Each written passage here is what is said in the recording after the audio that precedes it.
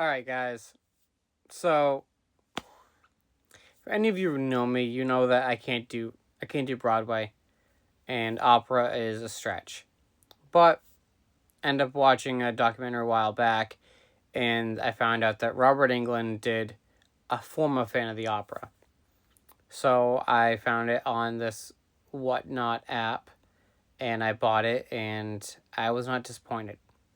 So, film was obviously the fan of the opera. Came out in 1989. Rated R. So this was 5, 6, 7, 8, 9. So this was 5 years after he did A Nightmare on Elm Street. But it's an hour and 33 minutes. Now, for any of you that don't really know the story behind Phantom of the Opera, it is exactly what the title says.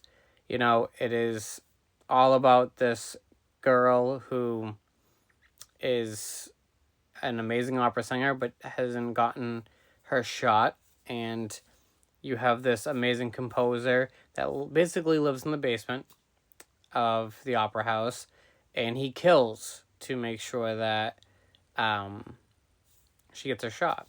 Now, in this film, Robert Englund plays the Phantom, or as his real name is, Eric Destler.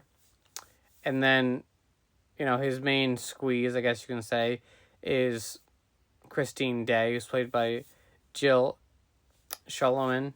Now, the film's very straightforward, except there's a little kicker to this one.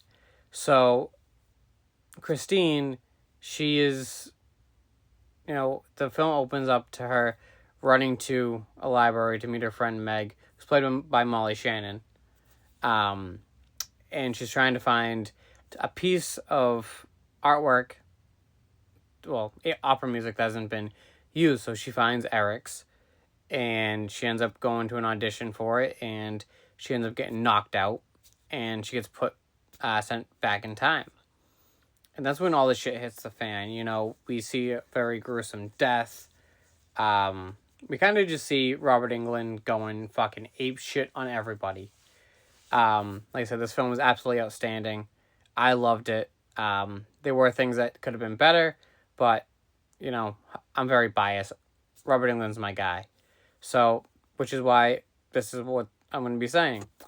IMDb gave it a 5.5 out of 10. I don't know what the fuck that shit is. I give it a 4 out of 5.